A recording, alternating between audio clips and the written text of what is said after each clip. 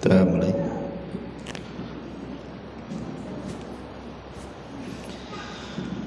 Bismillahirrahmanirrahim. Assalamualaikum warahmatullahi wabarakatuh. Alhamdulillah wassalatu wassalamu ala Rasulillah wa ala alihi wa sahbihi wa mawalah wa la hawla wa la quwata illa billahi wa ba'du. Alhamdulillah, segala puja dan puji hanya milik Allah subhanahu wa ta'ala. Salawat dan juga salam kita hadiahkan kepada Rasul kita, uswah kita, teladan kita, Nabi besar Muhammad sallallahu alaihi wasallam. Dan kita masuk pembahasan kita, masih membahas kitab Al-Kabair, dosa-dosa besar. Dan kita masuk pada dosa besar yang ke-59, mengajak manusia kepada kesesatan. Nabi SAW bersabda di sini,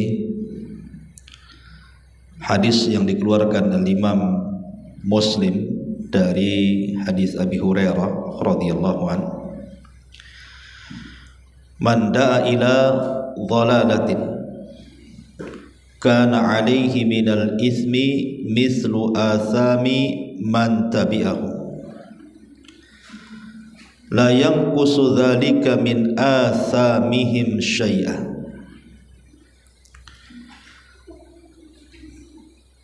Barang siapa yang mengajak kepada kesesatan, maka ia akan mendapatkan dosanya sebanyak dosa-dosa para pengikutnya, tanpa mengurangi sedikit pun dari dosa-dosa mereka, maksudnya para pengikutnya. Hadis dikeluarkan Al-Imam Muslim. Hadis ini tentunya hadis yang sangat menakutkan bagi seorang muslim, karena di sini Nabi SAW menyebutkan dosa orang yang menyebarkan kesesatan, mengajak manusia ke dalam kesesatan. Selain dia yang mengajak itu berdosa,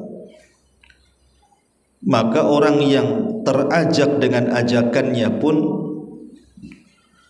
dosa-dosa mereka akan dilipatkan kepada orang yang mengajaknya, tanpa mengurangi dosa-dosa mereka sedikit pun. Makanya ketika Nabi SAW bicara tentang dosa pembunuhan, kita tahu bahwa orang yang pertama kali melakukan pembunuhan adalah salah satu putra Adam, namanya Qabil. Dan Nabi SAW ketika bicara soal dosa pembunuhan, maka siapapun yang membunuh setelahnya, setelah kejadian Qabil ini, maka semua dosa yang dilakukan para pembunuh itu, maka Qabil dapat bagiannya. Makanya Nabi mengatakan, la tuqtalu nafsun zulman, la tuqtalu nafsun zulman illa kana ala ibni Adam al-awwal kiflu min damiha li'annahu kana awwal man sannal qatla. Tidak boleh jiwa itu dibunuh secara zalim, kecuali terhadap putra Adam yang pertama, maksudnya Qabil, ada bagian dari darah pembunuhan, karena dia orang yang pertama mencontohkan pembunuhan. Maka kalau seandainya sampai hari ini orang-orang yang membunuh itu jumlahnya 1 juta orang umpamanya, maka 1 juta dosa itu akan dipikulkan kepada Qabil tanpa mengurangi dosa yang membunuh sedikit pun. Begitulah dosa kalau berkaitan dengan orang lain, memberikan contoh kepada orang lain, maka itu sama dengan multi level dosa. Multi level dosa. Setiap ada orang yang berbuat dosa, karena kita yang mencontohkannya, maka kita yang mencontohkan dapat dosa orang yang mencontoh kita. Seberapa banyak orang yang mencontoh kita, itulah kita menanggung dosa mereka, tentu tanpa mengurangi dosa mereka sedikit pun. Lah di zaman sekarang tentu lebih ngeri lagi,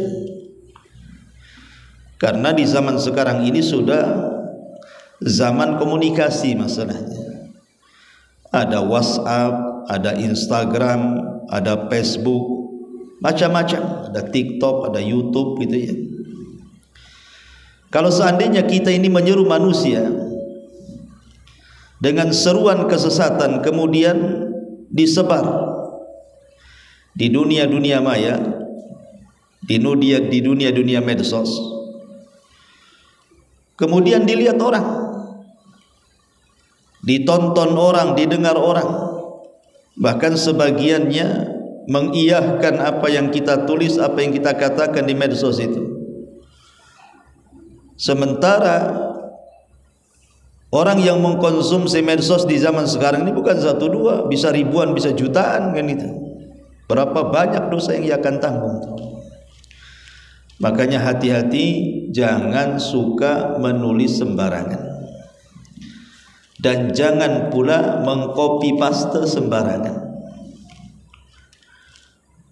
Janganlah kan lagi soal agama yang salah ketika penjabarannya, atau dengan menyebarkan hadis-hadis palsu, hadis-hadis yang tidak bersanad tanpa ada penjelasan, atau menyebarkan akidah-akidah sesat seperti Mu'tazilah yang kita kenal dengan akidah teroris hari ini, kemudian Syiah dan pecahannya, kemudian akidah-akidah yang menjurus kepada kesyirikan. Urusan-urusan dunia saja, mungkin menyebarkan berita hoax, apalagi sekarang tahun politik nih kan, otomatis masing-masing kubu itu pasti akan menjelek-jelekan satu dengan yang lainnya demi untuk meraih kekuasaan, nafsu kekuasaan, menghalalkan segala cara. Kemudian di YouTube-kan, disebar lewat Facebook, dibuat meme dan yang begitu seterusnya. Berapa dosa yang ia akan tanggung itu? Ini urusan-urusan dunia kan itu ya, urusan kekuasaan. Apalagi urusan agama yang isi kontennya itu adalah kesesatan dan mengajak orang untuk sesat, maka lebih parah lagi. Makanya dari sini kewajiban bagi kita adalah wujubu at-tatsabbut qabla da'watin nas ila syai'in. Kata ulama, wajib kita ini untuk tasabbut. Tasabbut itu meng-cross check, apakah yang kita tulis ini sudah benar sesuai dengan dalil dan pemahaman salaful ummah, ataukah yang kita tulis ini tidak benar, atau yang kita baca kemudian kita hendak copy paste dan disebar ini betul tak informasinya, ataukah tidak benar, sehingga harus punya rasa takut, sehingga kita meng-cross check. Dikhawatirkan kemudian yang kita ketik salah atau yang kita copy salah, kadang sudah disebar gitu ya. Umpamanya ibu kalau sudah mendapatkan bulan-bulan tertentu, kemudian ada yang men-share tentang keutamaan ibadah tertentu di bulan tertentu, padahal hadisnya maudhu tuh. Tidak ada contohnya dari Nabi SAW, nampak saja bagus, kemudian main sebar. Ini tidak boleh seperti ini, karena agama ini maqala Allah wa qala Rasul, harus ada firmannya, harus ada sabda Nabi SAW yang sahih. Maka hati-hati di dalam menyebarkan sebuah informasi apalagi berkaitan dengan agama, karena konsekuensinya berat. Kita akan mendapatkan dosa orang-orang yang membaca artikel kita, yang mendengarkan suara kita. Sebanyak orang yang membaca dan mendengarkan, apalagi kalau sampai mengikuti arahan kita, naudzubillah. Makanya tobatnya pun agak sulit tuh. Selain daripada harus ada penyesalan, kemudian berjanji untuk tidak melakukan, berjanji untuk tidak kembali kepada perbuatan tersebut, dan kalau sanggup dia harus hapus tuh. Harus hapus. Ketika mau hapus lupa pula passwordnya, repot jadinya kan. Atau sudah kadang di copy paste orang. Itu gimana itu kan itu. Makanya kalau seandainya seseorang itu betul-betul ingin tobat, maka tobatlah dengan jujur. Kalau memang dia melakukannya di halayak orang ramai, maka dia pun harus mengiklankan tobatnya di hadapan orang ramai. Dia harus mencabut kata-katanya dan merubah dengan kata-kata baru. Dia harus mencabut tulisannya dan menulis dengan tulisan yang baru, menunjukkan tobatnya dia. Kalau tidak, maka dia belum bertobat. Jadi kalau dia pernah menyesatkan orang, cari orang yang pernah disesatkan, ajak kepada petunjuk. Dan kalau seandainya pun qadarullah umpamanya, kita tidak tahu apakah tulisan kita di copy paste orang, apakah video kita diambil orang, sehingga kita sudah menghapus di akun kita pun sudah kadung tersebar, maka kita hanya berharap Allah subhanahu wa ta'ala mengampuni dosa kita. Qul ya ibadiyalladzina asrafu ala anfusihim la taqnatu min rahmatillah innallaha yaghfirud dzunuba jami'an innahu huwal ghafurur rahim.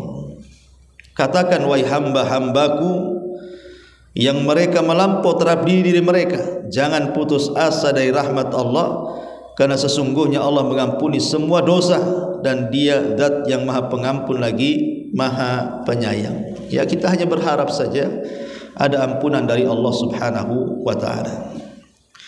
Di sini Nabi SAW mengatakan man da'a, siapa yang mengajak dengan lisannya, mengajak dengan perbuatannya, mengajak dengan tulisannya, atau membayar orang untuk mengajak orang, siapapun yang mengajak manusia ila dhalalatin, kepada kesesatan, kana alaihi minal ithmi, maka dia akan mendapatkan dosa mithlu atham man tabi'ahu, seperti dosa orang yang mengikutinya. Di sini letak multi level dosanya ini. Semakin orang yang mengikuti, semakin banyak dosanya. La yanqusu min athamihim syai'a, walaupun demikian tidak mengurangi dosa-dosa mereka yang mengikutinya. Artinya kita menyebarkan kesesatan itu berdosa, orang yang mengikuti kesesatan yang kita seru juga berdosa, dan dosa mereka juga dilipatkan kepada dosa kita. Ini kalau kesesatan. Tapi sebaliknya kata Nabi sallallahu alaihi wasallam, man sanna sunnatan sayyi'atan, man sanna sunnatan hasanatan. Karena hadis ini kan ada lanjutannya sebenarnya. Man sanna sunnatan hasanatan falahu ajruha wa ajru man amila ba'dahu la yanqusu min ujurihim syai'a. Barang siapa yang memberikan contoh dengan contoh yang baik, maka dia dapat pahala dan pahala orang yang mengikutinya tanpa mengurangi pahala mereka sedikit pun. Sebaliknya, ibu kalau seandainya mengajak orang kepada kebaikan atau menulis status kemudian di-share di Facebook, di YouTube, di mana-mana kan, dan itu seruan-seruan kebaikan, seruan-seruan petunjuk, kemudian ada yang baca, ada yang menyebar, copy paste, disebar ke sana kemari, banyak orang yang membaca, atau mungkin sebagian orang yang membaca atau yang mendengar itu mengikuti arahan kita, maka dia dapat pahala dan pahala orang yang mengikutinya. tanpa mengurangi pahala mereka sedikit pun. Inilah yang disebut dengan multi level pahala. Makin banyak ngajak orang, makin banyak pahala yang kita akan dapat. Karena Rasul mengatakan man dalla ala khairin kafaili. Orang yang mengajak manusia kepada kebaikan itu sama dengan pelaku kebaikan.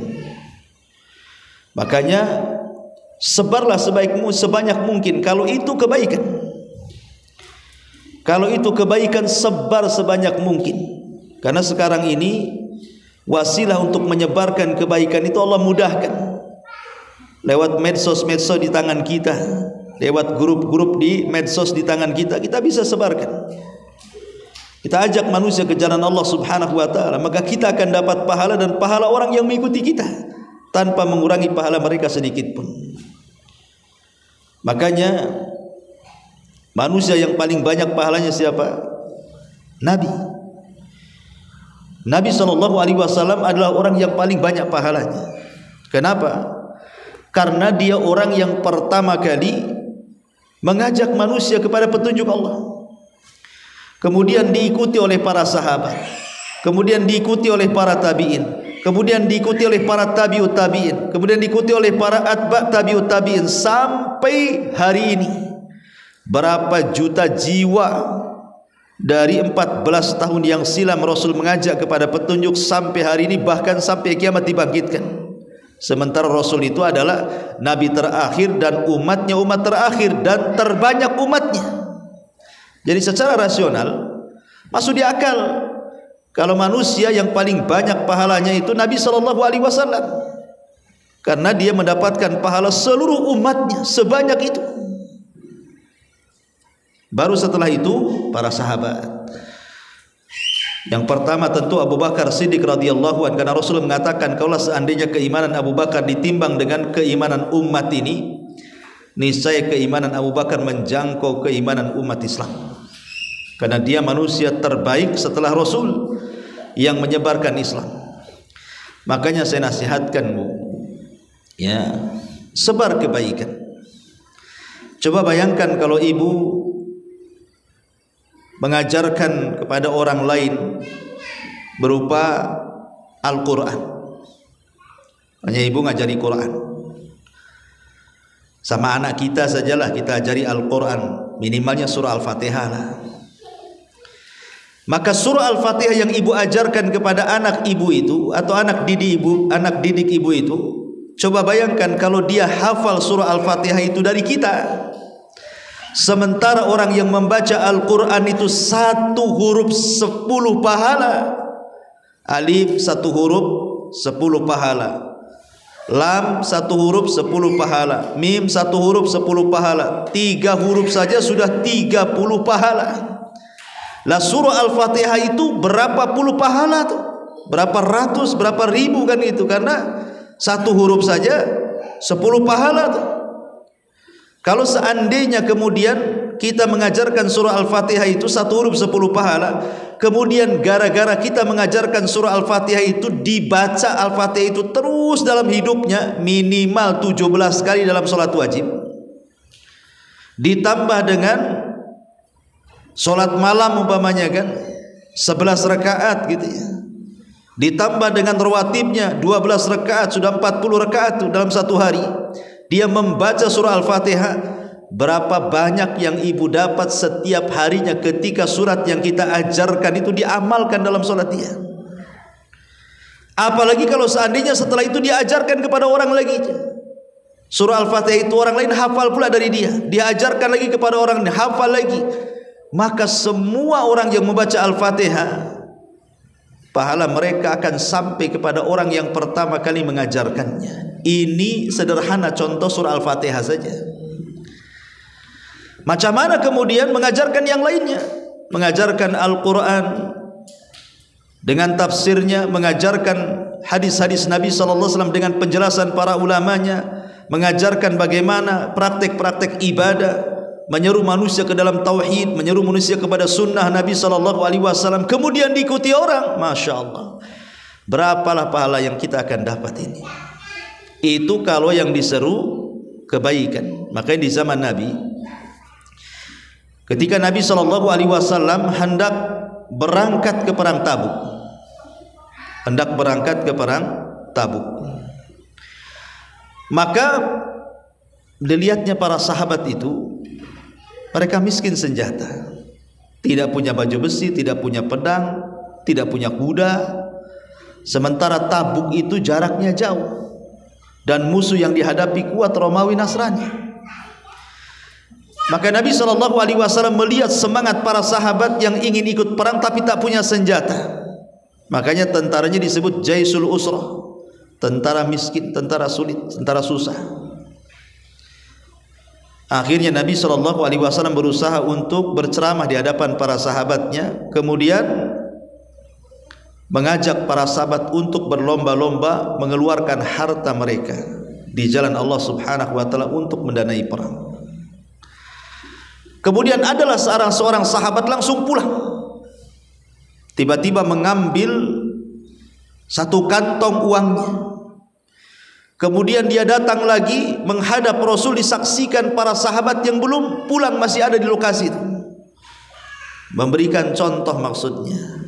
Kemudian Nabi SAW ketika mengambil satu kantong uang dari sahabat ini, langsung memberitahu kepada seluruh para sahabat yang hadir dan mengatakan, man sanna sunnatan hasanatan falahu ajruha wa ajru man amila ba'dahu la yanqusu min ujurihim syai'a. Barang siapa memberikan contoh yang terbaik diikuti orang ramai, maka dia dapat pahala dan pahala orang yang mengikutinya tanpa mengurangi pahala mereka sedikit pun.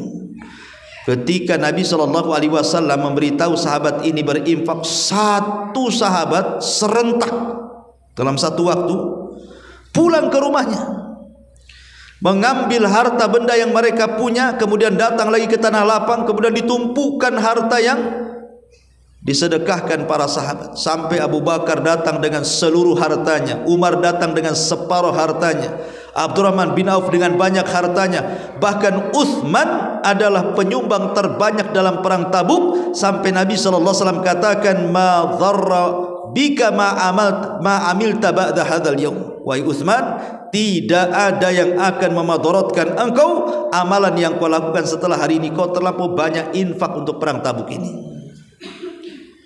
Jadi kalau seseorang memberikan contoh sedekah untuk memancing orang sedekah, maka dia dapat pahala dan pahala orang yang terpancingnya. Makanya jadilah orang yang mengajak manusia dengan kebaikan, tidak dengan lisan, dengan perbuatan. Mungkin dengan akhlak ibu, dengan senyum, dengan tertawa gitu ya, ringan tangan. Akhirnya kemudian disaksikan orang, orang itu baik ya, pengenlah saya kayak dia. Atau dengan lisan tidak mengucapkan kecuali yang santun, tidak mengucapkan kecuali yang benar, akhirnya diikuti orang. Jadi kita bisa mencontohkan dengan cara perbuatan kita atau dengan lisan kita. Kalau diikuti orang lain, minimalnya keluarga kita akhirnya mengikuti kita gitu kan, mengikuti seruan kita. Itu pahalanya luar biasa tuh. Ya. Sampai ada seorang ibu itu cerita sama saya, Ustadz, keluarga saya itu tidak ada yang sunnah, tapi saya ajak mereka, saya ajak adik saya ajak kakak saya ajak keponakan saya. Alhamdulillah, sekarang semua mereka mengikuti saya, mengikuti sunnah. Alhamdulillah, banyak dia pahala dapat. Sebab nanti adik-adiknya kan akan nularkan ke anak-anaknya itu. Nanti anak-anaknya akan nularkan lagi ke anak-anaknya. Sampai kapan itu? Maka dia akan terus mengalir pahalanya. Maka ajak mereka keluarga, minimalnya keluarga dulu lah, jangan ke tetangga, jangan ke orang lain dulu kan. Ya, karena paling dekat tuh keluarga itu. Kalau kita berhasil mengajak mereka kepada petunjuk, maka kita dapat pahala mereka dan pahala orang-orang yang mengikuti kita. Tapi sebaliknya, kalau yang kita serukan itu kesesatan, yang kita serukan itu justru menyelisih Al-Quran, sunnah Nabi SAW, maka dia akan dapat dosa dan dosa orang yang mengikutinya tanpa mengurangi dosa mereka sedikit pun. Contoh, kalau ibu main-main ke kawan, entah arisan, entah boring di rumah, Kemudian izin sama suaminya, bang saya mau main ke rumah si Anu. Ya katanya. Kemudian di grup WA diumumkan, kumpulah reuni di rumah kawan. Awalnya bagus kan, namanya merekatkan ukhuwah Islamiyah itu kan bagus, berpahala. Tapi ketidakbagus itu kalau salah seorang mereka sudah mulai memancing untuk menjadi majelis ghibah tuh. Nah, mulai ini yang satu mancing-mancing nih, nanya-nanya kawannya yang tidak hadir, mulai menceritakan keburukannya, kekurangannya. Akhirnya kemudian temannya yang tidak ada niat gibah ikut gibah pula, sebelahnya tidak ada niat gibah ikut gibah juga. Akhirnya gibah jamaah tuh. Lah siapa yang pertama kali dapat dosa dan dosa? Orang yang hadir di situ, orang yang pertama kali memulai pembicaraan gibah. Nah, itulah yang kasih contoh jelek itu. Dia akan pulang itu dapat dosa orang yang hadir semua di situ. Celakanya nih, setelah kemudian kawan-kawan ibu pulang, diceritakan kepada suaminya. Coba kan ya, diceritakan kepada kawannya yang tidak hadir lagi, diceritakan kepada tetangganya, makin banyak lagi dosanya. Makanya kalau hadir di majelis itu memang harus jaga lisan, falyakul khairan aw liyasmut. Katakan yang santun kalau tidak bisa diam. Cukuplah kita hadir di majelis itu kalau majelis itu masih dalam bentuk zikrullah, mengingat Allah. Tapi kalau majelis itu sudah mulai ada dosa-dosa lisan, sebaiknya ibu pamit pulang. Jangan mendengar. Ya, syukur-syukur ibu ketika ada orang yang memulai pembicaraan dengan ghibah itu bisa melarang. Nggak beres nih, janganlah, yang lain aja lah ngomong kita, kan enak gitu ya. Kalau bisa ingkarun mungkar lebih baik lagi, dapat pahala. Tapi kalau tidak sanggup, segan karena kawan, pulang. Ya, jangan sampai kita menjadi yang menyeru manusia ke dalam kesesatan, karena Rasul mengatakan man da ila dhalalatin kana alaihi minal ithmi mithlu athamin man tabi'ah. Ma'asyiral muslimat yang dimuliakan Allah Subhanahu wa taala. Kemudian di sini muallif rahimahullah taala juga mencantumkan hadis yang senada.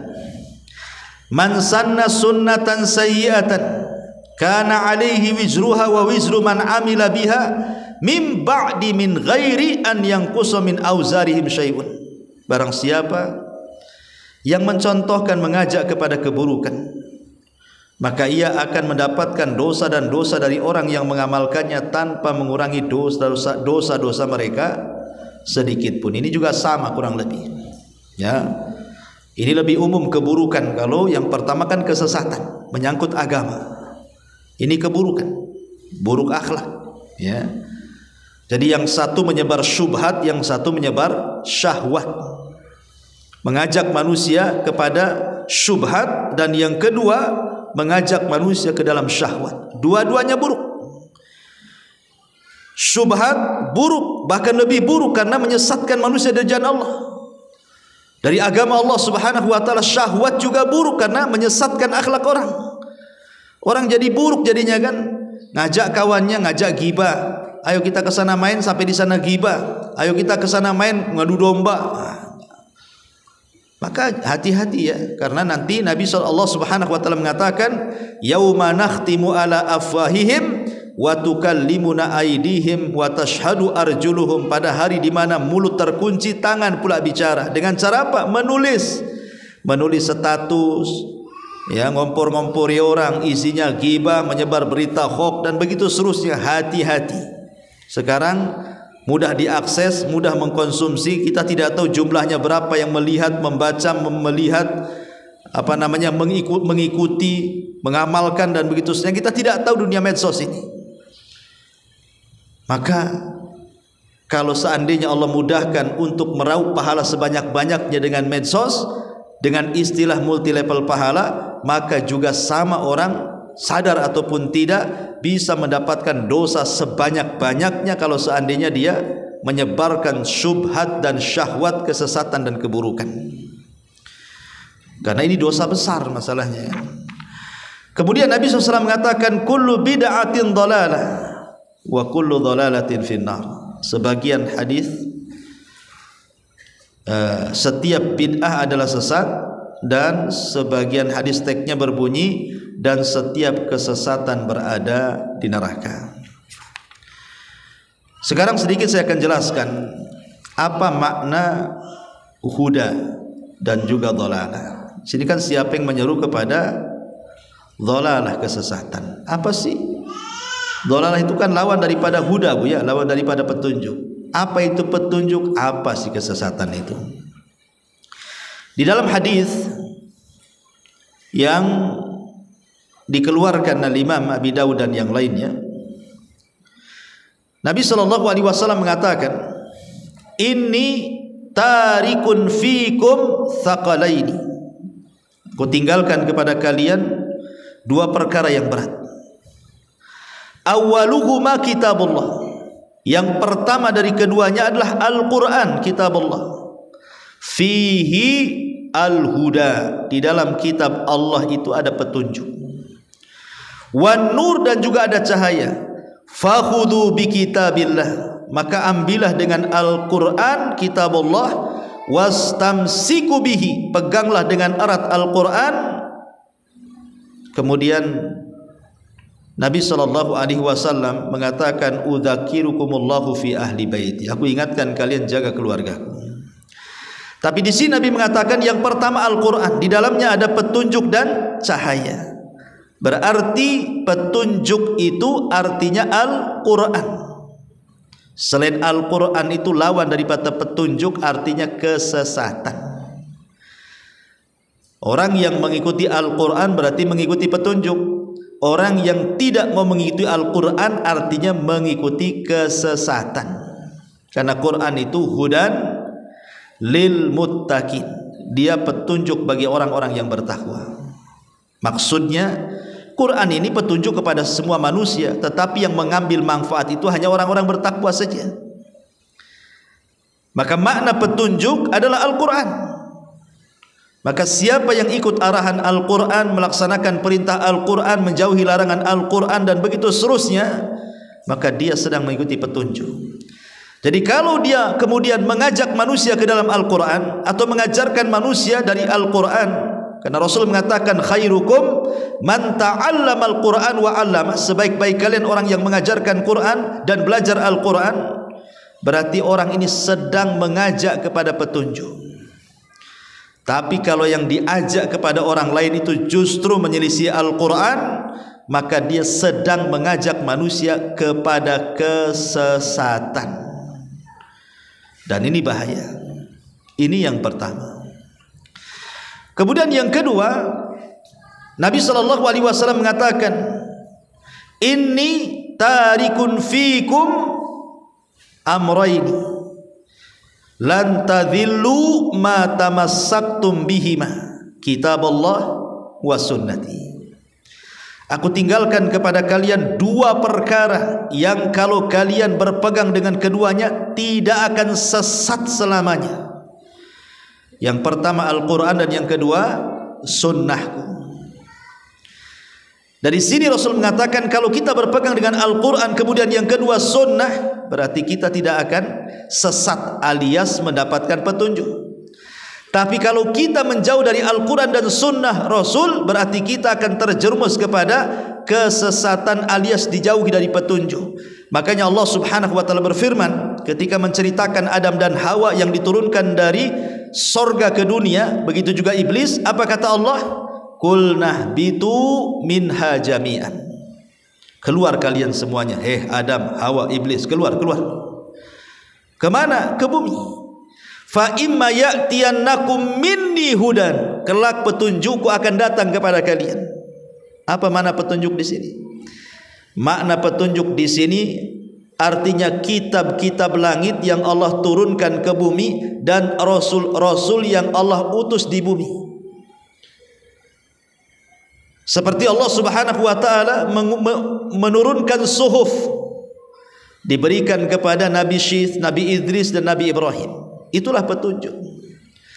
Kemudian Allah Subhanahu wa taala turunkan Taurat, diberikan kepada siapa? Nabi Musa. Itulah petunjuk. Taurat dan wejangan Nabi Musa adalah petunjuk.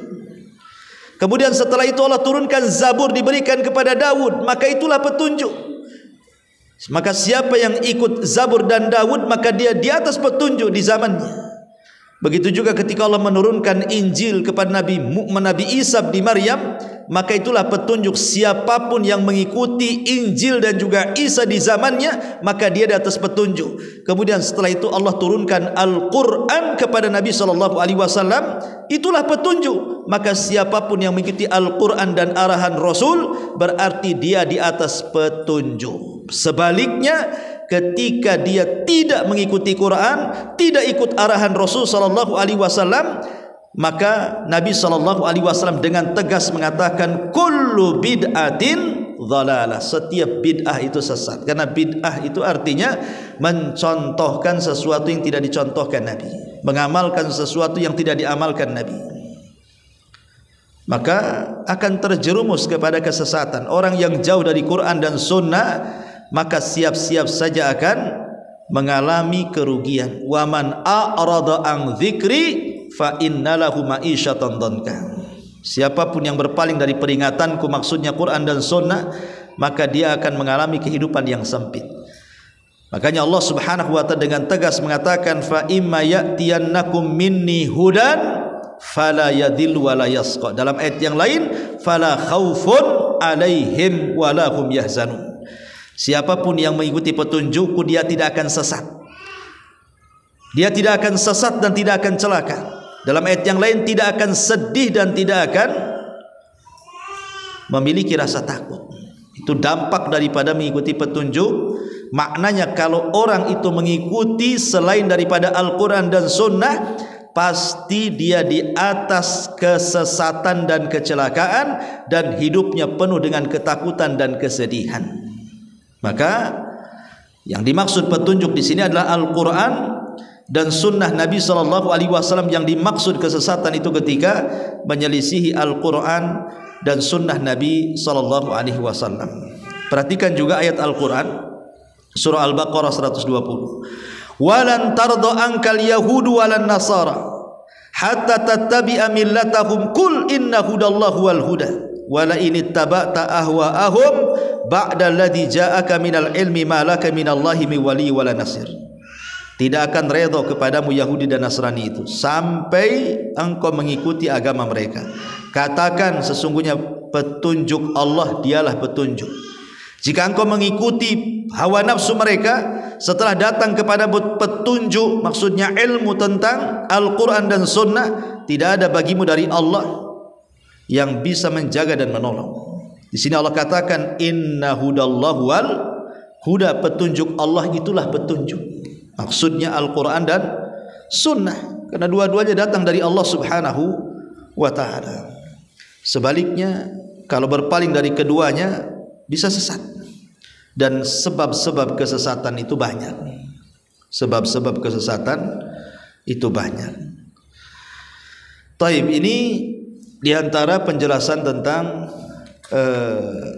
dosa besar yang ke-59, mengajak manusia ke dalam kesesatan. Taib, sampai di sini kita buka tanya jawab dulu sebelum saya tutup. Silahkan.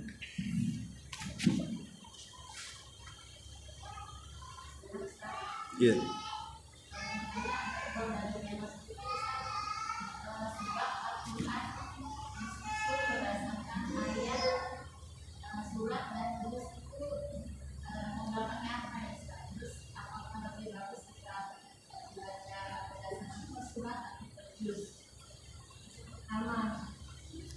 Gimana Om?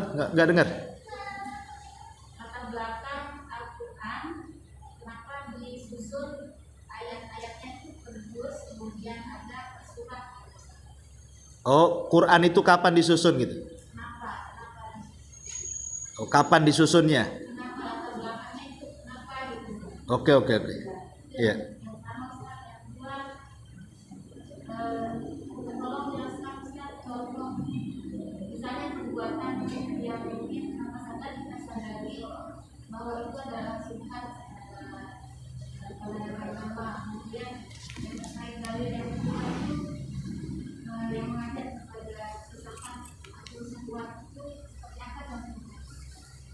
Iya, alhamdulillah.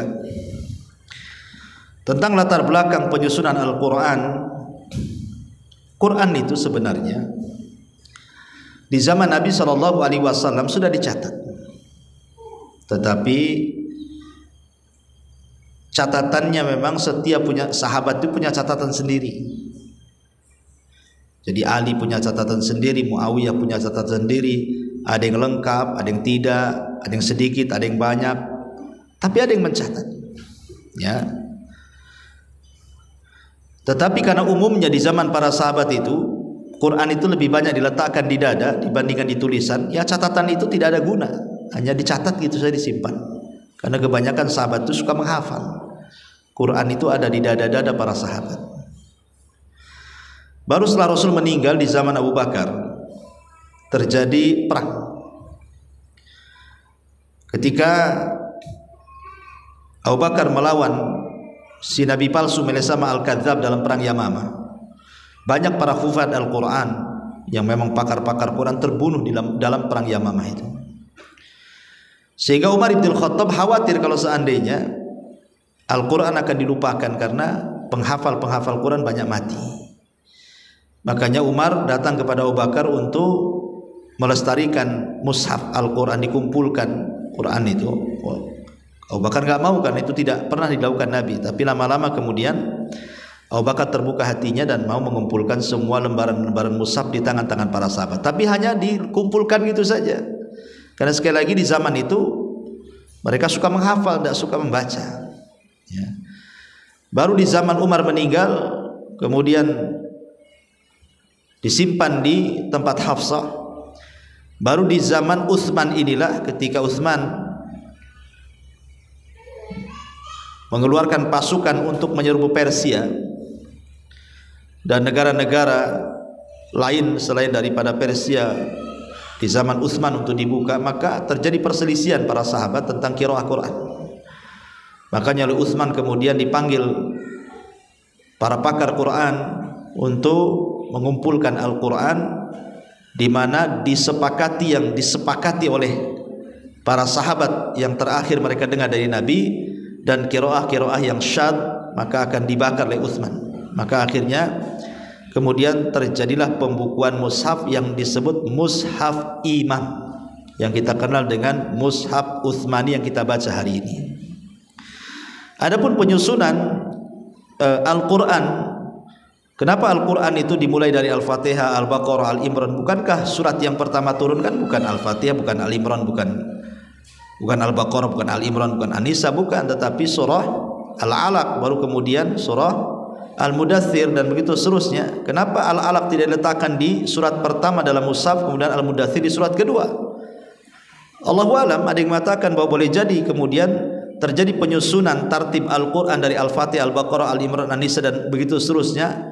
Itu juga datang dari Allah. Kapan itu? Ketika Jibril turun setiap Ramadan kepada Nabi SAW. Disitulah terjadi penyusunan surat per surat dalam Al-Quran. Dan ini sebuah hikmah yang baik bagi kita. Quran disusun, tentu susunan dari Allah Subhanahu wa ta'ala, ada hikmah di balik susunan itu. Karena kalau kita berbicara tafsir atau mengajar tafsir atau belajar tafsir atau mengajarkan tafsir, itu terkadang antara ayat setelah dan ayat sebelumnya itu ada korelasi itu. Jadi tidak sembarang meletakkan surat ini di sini, surat itu di situ, tidak. Ya, dan itu keajaiban Al-Quran. Yang kedua juga dimudahkan untuk menghafalnya. Walaqad yassarna Al-Qur'ana lidzikri. Kami mudahkan Quran untuk diingat. Siapapun bisa menghafal, orang tua, anak kecil, orang dewasa, semua bisa menghafal Quran. Asal punya keinginan dan rajin saja, ya. Yang malas ya enggak lah kan itu. Jadi itu diantara latar belakang terjadi penyusunan Al-Quran. Adapun tentang bagaimana ciri-ciri orang yang mengajak manusia ke dalam syubhat, ya lihat ciri-cirinya. Apakah dia menyeru kepada Allah atau tidak? Apakah dia menyeru kepada Al-Quran atau tidak? Apakah dia menyeru kepada sunnah Nabi atau tidak? Kemudian bagaimana pemahamannya? Apakah sesuai dengan pemahaman para ulama atau pemahaman dia? Jadi, dan itu tidak bisa kecuali dengan ilmu. Yang bisa melawan syubhat itu ilmu. Orang semakin cerdas semakin bisa menangkal syubhat. Karena orang jahil ini bingung menangkal syubhat, karena semua bagi orang jahil itu benar semua masalahnya. Ya, jadi yang bisa menangkal syubhat itu adalah ilmu.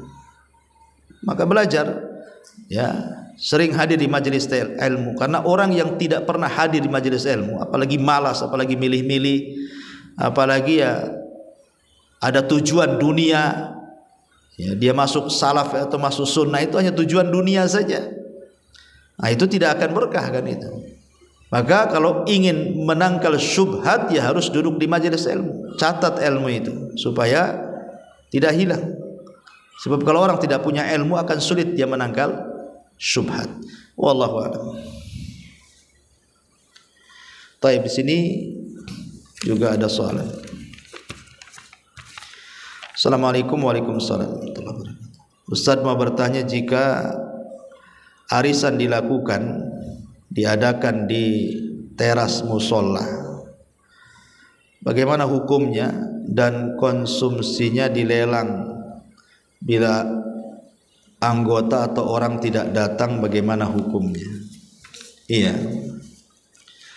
sebaiknya yang ada hubungan transaksi, ya, tetapi kan arisan ini sebenarnya kan nabung, bahasa kitanya kan nabung, kemudian kita ambil nabung dengan cara utang. Hakikatnya arisan itu ngajari orang utang sebenarnya kan. Kita yang menang, akhirnya kita nanggung utang tuh. Kalau arisannya 10 bulan kita bayar. Ya, sebenarnya tidak bagusnya di situ arisan itu. Kita diajari untuk utang tuh. Padahal kita disuruh jangan berutang. Arisan ini ngajari orang utang. Kesalahan yang kedua dalam arisan ini ada praktek riba, di mana seseorang itu terkadang yang menang dia harus mengeluarkan uang untuk ngasih makan anggota. Tidak boleh secara umum. Dalam kaidah fikih itu kullu qardin jarra naf'an fahuwa riba. Setiap barang jaminan yang ada manfaatnya, maka manfaat dari barang jaminan itu termasuk riba. Orang yang menang itu kan dia terjamin tuh. Dia terjamin dengan utang, dia harus bayar masalahnya kan. Setiap bulan sampai selesai arisannya. Kalau kemudian dari hasil arisan itu yang sifatnya hutang piutang tiba-tiba dikeluarkan untuk ngasih memakan anggota, itu riba tuh. Karena dalam urusan hutang piutang itu murni urusan sosial, tidak ada urusan ribawiyah di situ. Nah, ini kesalahannya. Kadang sadar atau tidak, terkadang jatuh ke riba. Kalaupun mau makan-makan, jangan dibebankan kepada orang yang menang arisan kan itu ya. Ya patungan lah rame-rame, makan-makan di situ, nggak ada hubungannya dengan yang menang arisan. Nah, jadi ya kalau apakah kemudian boleh di teras masjid? Kalau itu utang piutang ya kan yang dilarang jual beli. Yang dilarang itu jual beli. Apakah transaksi utang piutang termasuk jual beli? Kan tidak. Ya, pokoknya kecuali kalau dalam arisan itu terkandung ada jual belinya, ya itu tak boleh. Tapi kalau hanya arisan saja, utang piutang saja ya nggak apa-apa. Umpamanya saya datang ke ibu di masjid nih, nggak ada urusan dengan arisan. Kemudian saya katakan pinjam uang bisa nggak gitu. Nah, ibu ngasihlah di teras masjid itu 10.000 gitu kan. Nah, saya kira tidak ada masalah. Yang dilarang itu jual beli. Wallahu a'lam. Tapi kalau memang masih ragu-ragu ya sebaiknya jangan dilakukan di teras, di luar saja. Wallahu a'lam. Taib, sampai di sini. Jam 11. Subhanallah bihamdika, asyhadu an la ilaha illa anta astaghfiruka wa atubu ilaik. Allahu ta'ala alam. Assalamualaikum warahmatullahi wabarakatuh.